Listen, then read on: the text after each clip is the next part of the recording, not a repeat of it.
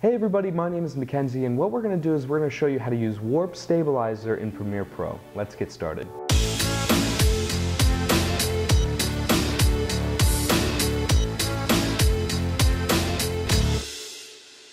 Warp stabilization is good to use if your footage comes out a little shaky and you need to be able to smooth out that motion. So let's jump into our timeline and see what we have.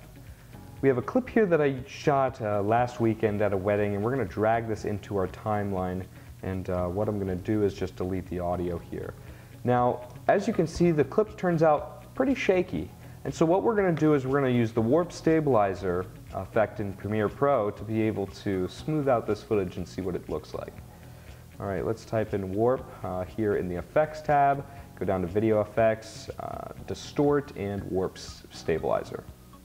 As you can see here, it analyzes the background. This may take a moment, especially if your footage has a bunch of edits done to it, like color correction and things like that. It normally takes no longer than a minute, couple seconds, but it depends on, again, the length of your footage. So now it's stabilizing, and now you can see here it zoomed in a little bit because that's how it uses the stabilization. And so let's take a look at what we have now.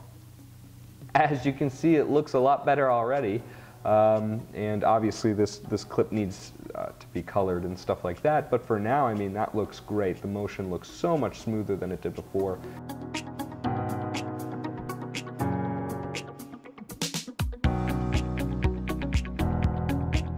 One thing I will say is sometimes it doesn't immediately start to stabilize your footage.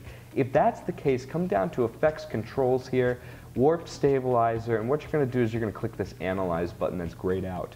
What's going to happen is it's actually going to be highlighted blue, and then if you click Analyze, it should start the analyzation. Now we're going to look at the different options that the stabilizer has. So with Warp Stabilizer, you come down to Stabilization. The results, you generally want to keep that at smooth motion. Next is Smoothness.